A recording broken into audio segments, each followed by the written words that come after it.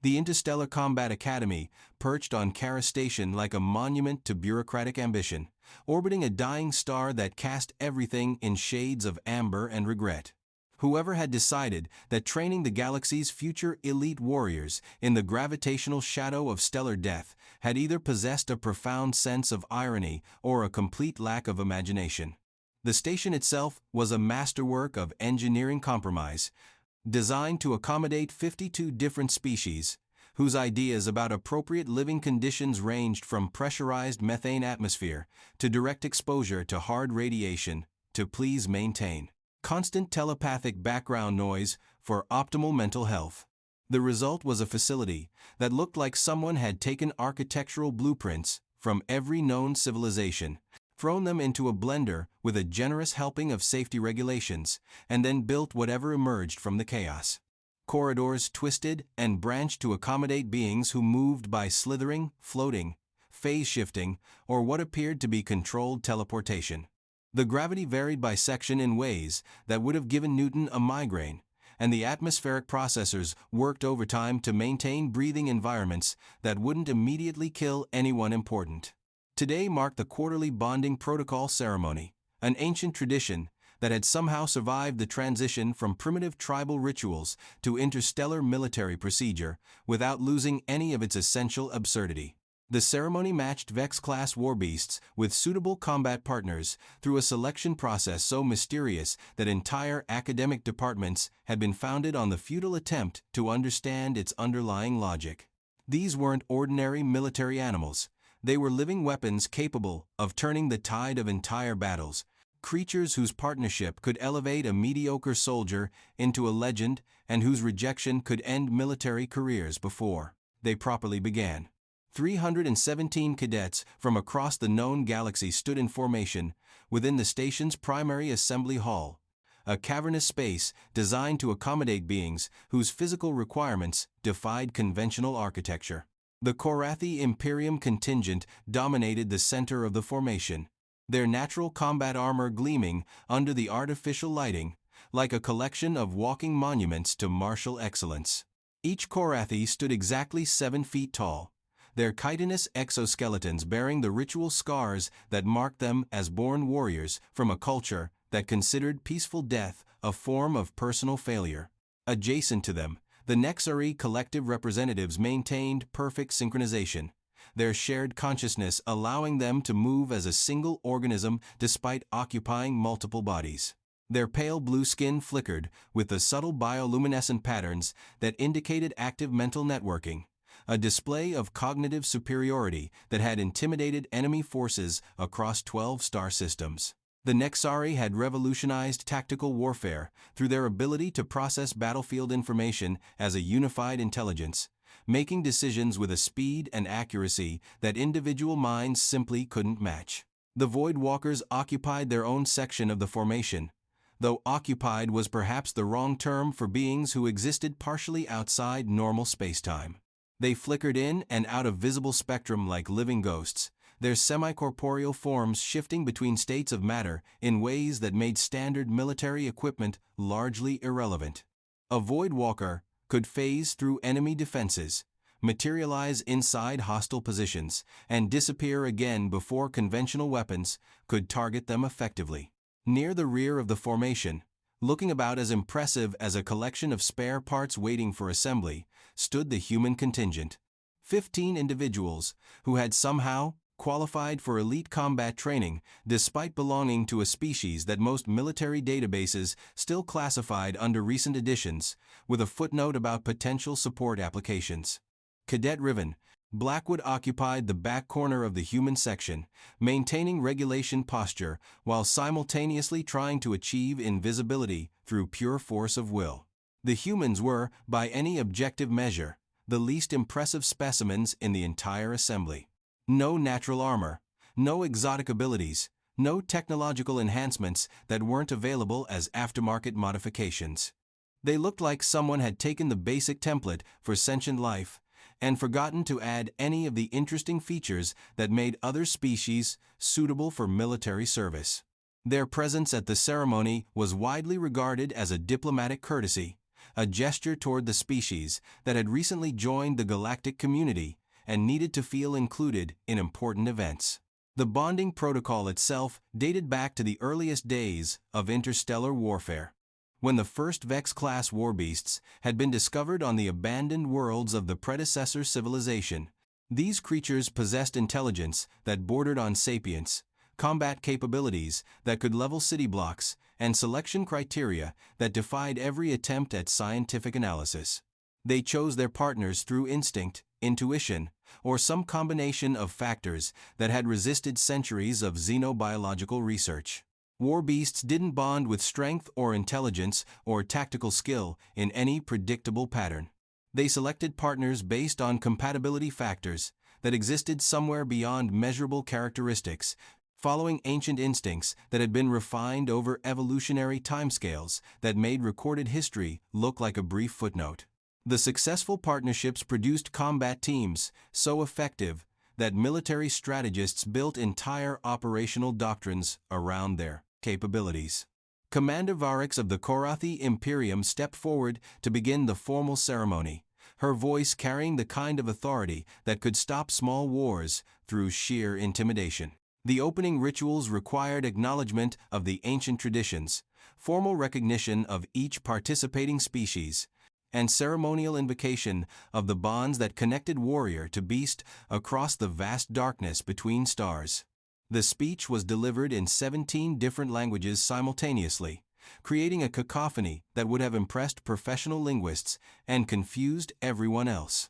The assembly hall's atmospheric processors worked overtime as the ceremony continued, maintaining breathing environments suitable for beings whose biochemistry ranged from carbon-based to silicon-based to forms of organized energy that existed in states of matter not adequately covered by standard textbooks.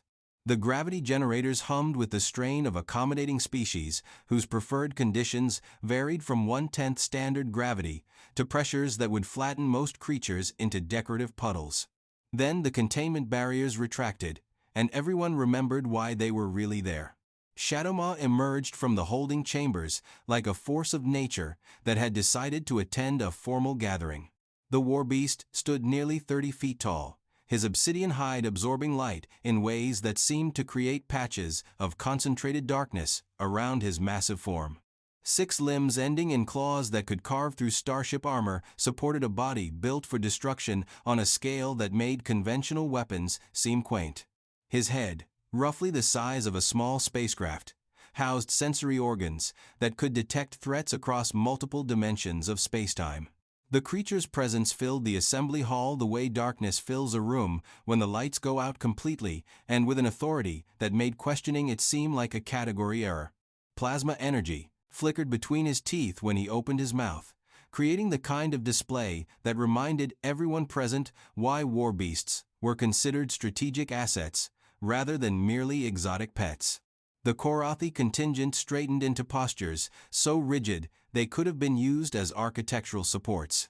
Their cultural programming had prepared them for this moment since hatching, and they radiated confidence with the intensity of a small star. Korathi warriors had bonded with warbeasts more frequently than any other species in recorded history, a statistical dominance that their military academies cited whenever anyone suggested that other civilizations might also possess martial virtues worth considering. Shadowmaw began his inspection with the methodical precision of a quality assurance specialist examining products on a manufacturing line. He approached the first Korathi cadet with movements that suggested barely contained power, each step causing minor vibrations in the station's superstructure. The cadet executed a combat display that had required years of training to master, demonstrating weapon forms that could slice through reinforced battle armor with artistic grace. Shadowmaw observed the performance with what might have been polite interest, lowered his massive head to sniff the cadet from multiple angles, and moved on after exactly 12 seconds. The timing was noted by Academy officials who were frantically recording every detail of the selection process for later analysis by teams of xenobiologists who specialized in disappointed confusion. The pattern continued through the Korathi ranks with mechanical consistency.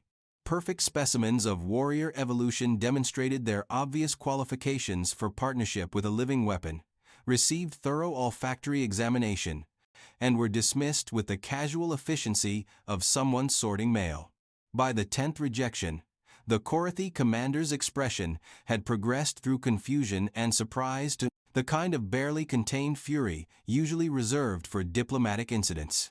The Nexari collective received similar treatment, though their dismissals carried additional complexity since the shared consciousness allowed them to experience rejection as a unified emotional event. Their attempts at establishing telepathic contact met with the mental equivalent of a soundproof wall, and Shadowmaw moved through their ranks like someone ignoring persistent advertising messages. The Void Walkers tried phasing in and out of visibility, demonstrating their ability to exist in multiple states of matter simultaneously. Shadowmaw watched their displays with the mild curiosity of someone observing an interesting but ultimately irrelevant magic trick. Their exotic abilities, which had revolutionized stealth warfare across 3 galactic sectors, apparently held about as much appeal as entertainment programming during commercial breaks. Species after species received the same thorough examination, followed by polite dismissal. The Titangent-born, whose rocky exteriors could withstand direct hits from orbital bombardment weapons, might as well have been decorative landscaping. The Psylords, who could manipulate reality through focused mental energy, were ignored with the thoroughness usually reserved for background noise. Even the quantum engineers, whose technology could fold space-time into useful configurations, received the kind of cursory attention typically given to instruction manuals for products nobody intended to use. The Chronarchs, beings who experienced time as a navigable dimension rather than a one-way street, attempted to demonstrate their temporal manipulation abilities by creating localized time dilation fields. Shadowmaw watched their chronological gymnastics with the patience of geological formations before moving on with the same methodical precision he'd maintained throughout the inspection process. The rejection pattern was becoming impossible to ignore, and the assembly hall buzzed with the kind of nervous energy that accompanies the realization that carefully laid plans are deviating from their approved trajectories. Academy officials consulted their data tablets with increasing desperation, searching for historical precedents that might explain why a war beast was systematically dismissing every candidate who looked qualified according to conventional military wisdom. The whispers grew more urgent as Shadowmaw approached the final sections of the formation. Senior officers attempted to maintain professional composure while privately calculating the diplomatic disasters that would result from a ceremony where nobody was selected. Interspecies relations were complicated enough without adding the political ramifications of having to explain to 52 different governments why their finest military specimens had been deemed unsuitable by a creature whose opinion carried more weight than most planetary defense councils.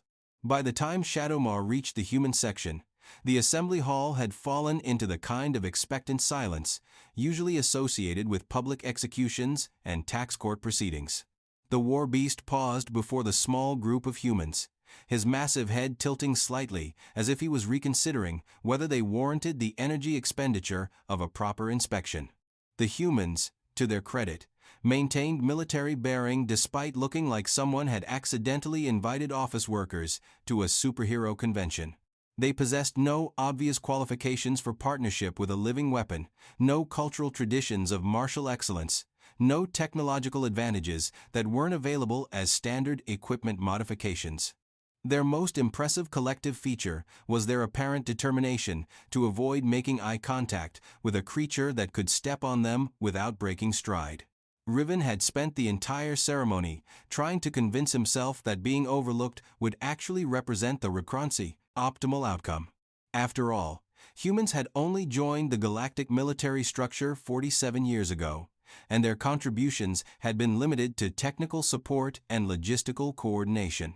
They were competent at solving problems and maintaining equipment, but actual combat partnership with a strategic class war beast seemed like the kind of responsibility that should be reserved for species with more impressive credentials.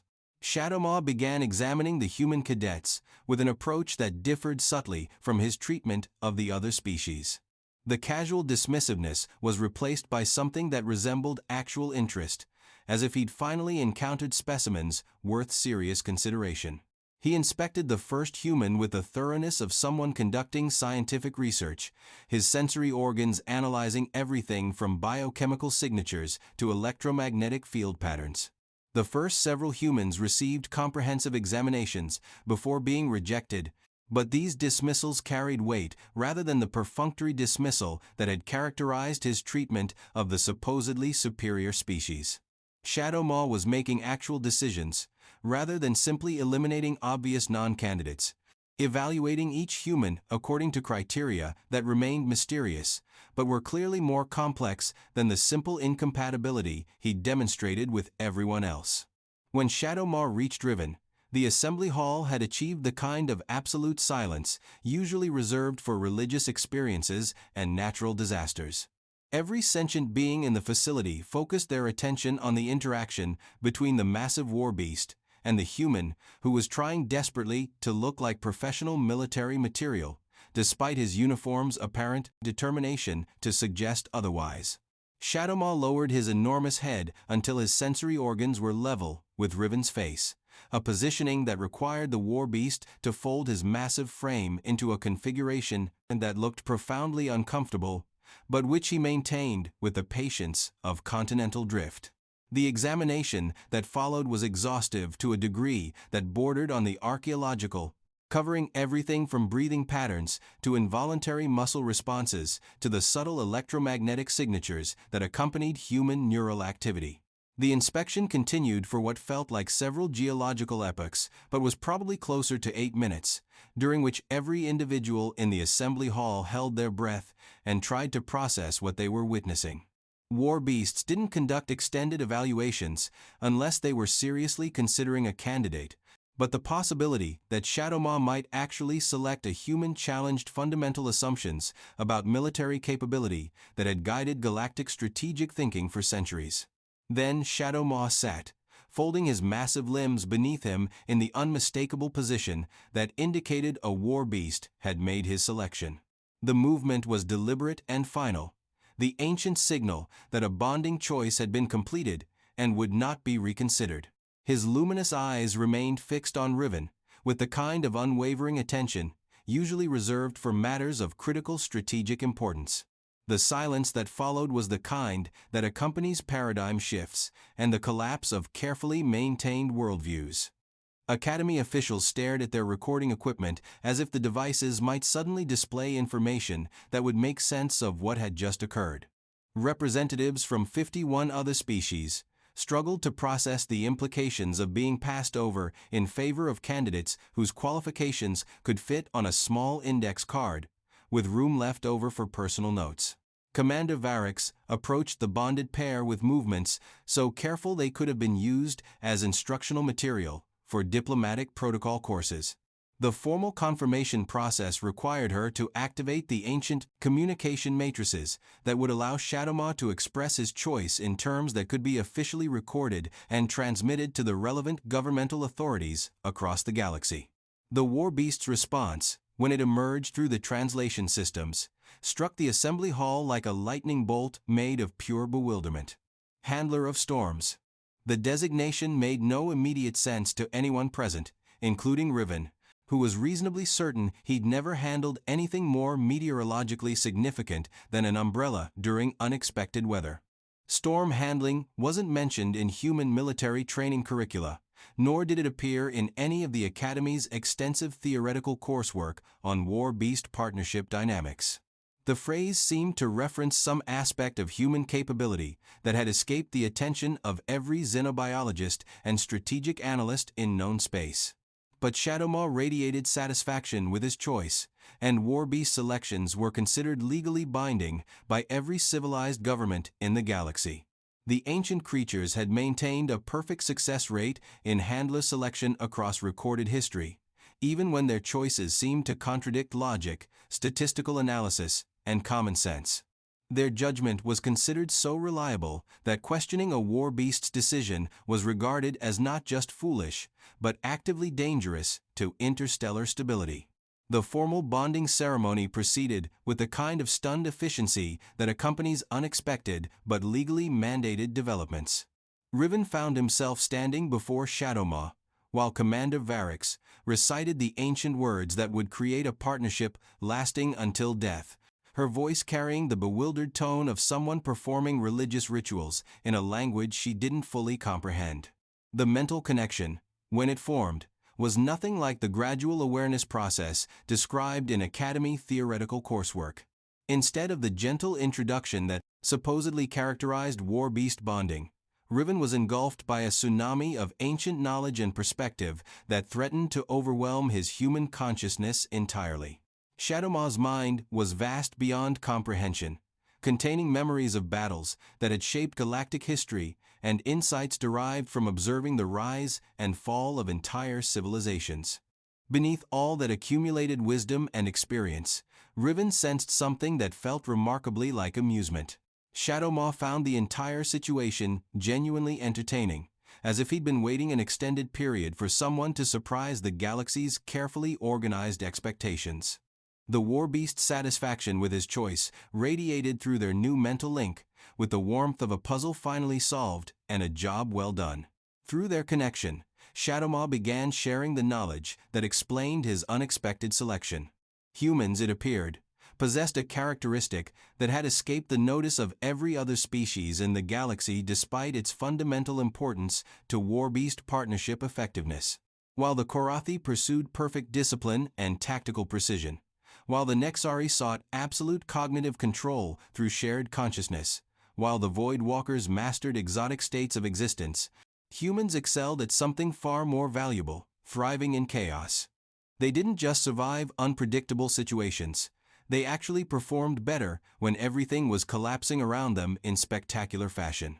War beasts were creatures of controlled destruction, living weapons whose battlefield effectiveness depended on their ability to adapt to rapidly changing tactical conditions.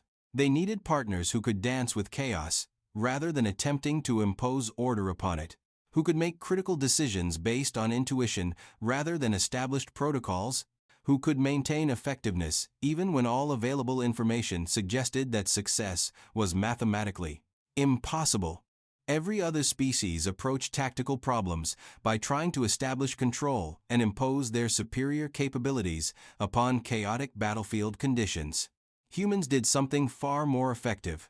They learned to surf the chaos itself, riding unpredictable tactical currents toward whatever outcome seemed most likely to produce victory through creative application of available resources. This wasn't a conscious strategic philosophy so much as a fundamental aspect of human evolutionary development, refined over millions of years of survival on a planet that seemed determined to eliminate them through an endless variety of creative environmental disasters. The Handler of Storms designation now made perfect sense. Humans didn't attempt to control chaotic situations. They learned to work with them, to find opportunities in the heart of destruction, to transform uncertainty itself into a tactical advantage against anyone foolish enough to underestimate the species that had elevated stubborn persistence into a cultural art form. Through their mental link, Shadowmaw shared memories of the few previous human handlers who had somehow found their way into warbeast partnerships, despite statistical improbability and institutional skepticism. Each one had been dismissed as an interesting anomaly, a curious exception that didn't represent any broader pattern worth serious consideration. But the warbeasts had been paying attention, and they'd gradually begun to understand what the rest of the galaxy had systematically overlooked. The bond between Riven and Shadowmaw solidified into something that felt both ancient and revolutionary, a partnership combining millions of years of warbeast combat experience with the chaotic creativity that made humans such effective problem solvers when conventional solutions proved inadequate. Through their connection, Riven could sense Shadowmaw's satisfaction at finally having a partner who wouldn't attempt to impose rigid tactical doctrines on situations that demanded adaptive flexibility. As news of the unexpected bonding spread throughout the facility, the Academy's communication networks became overloaded with urgent inquiries from military commands across the galaxy. Other warbeasts, apparently sensing the successful partnership, began displaying increased interest in the remaining human cadets, much to the consternation of officials who were still processing the implications of the first human selection. By the following day, 4 additional war beasts had requested evaluation sessions with human candidates, and the carefully maintained statistical models that had guided handler selection for centuries were suddenly obsolete. The galaxy was beginning to realize that its understanding of military capability had been fundamentally incomplete, missing a crucial element that had been present all along but systematically overlooked due to preconceived assumptions about what effective warriors were supposed to look like. Riven spent his first night as a bonded handler in the War Beast quarters, a massive chamber designed to accommodate creatures whose presence could intimidate entire armies. Shadowmaw settled into a comfortable position that still managed to make him look like a small mountain taking a brief rest, while their mental link carried on conversations that transcended the need for spoken language. The War Beast shared tactical knowledge accumulated across countless battles, partnership experiences with handlers from dozens of different species, victories and defeats that had influenced the current political landscape of known space. But underneath all the military history was a thread of anticipation, a sense that the galaxy was about to discover something it should have recognized much earlier. Humans weren't just another species to be cataloged and assigned appropriate roles within the established galactic hierarchy.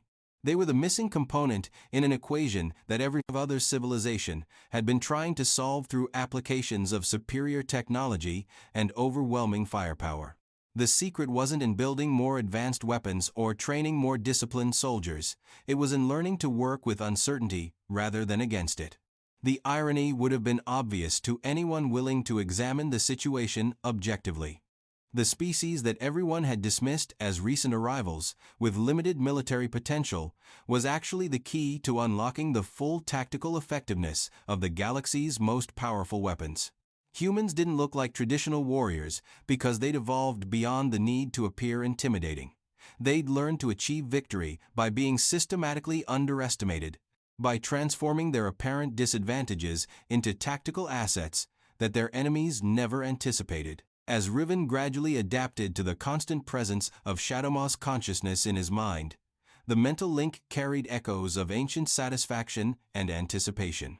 The War Beast had been waiting a considerable time for the galaxy to recognize what he'd understood all along: that sometimes the most effective storms are the ones that appear to be gentle weather patterns until they're already reshaping the entire landscape. Throughout Kharis Station, military analysts worked through the night shift, frantically updating strategic assessments and training protocols. The databases that had guided tactical planning for centuries suddenly required complete revision, not because humans had changed, but because everyone else had finally noticed capabilities that had been present from the beginning. The bonding protocol ceremony had concluded exactly as intended, with a war beast selecting the partner who would maximize his combat effectiveness. The fact that this choice had systematically demolished every assumption about military capability and species hierarchy was simply an additional benefit, the kind of cosmic joke that the universe seemed to specialize in delivering to civilizations that believed they had everything properly figured out. Tomorrow would bring new challenges, additional partnerships, and fresh opportunities for humans to demonstrate that being underestimated represented just another form of tactical advantage. But tonight, in the quiet of the War Beast quarters, the Handler of Storms rested peacefully beside his partner, while the galaxy slowly began to realize that it had been examining the entire problem from completely the wrong perspective. The bureaucrats would undoubtedly spend months rewriting their procedural manuals. Again,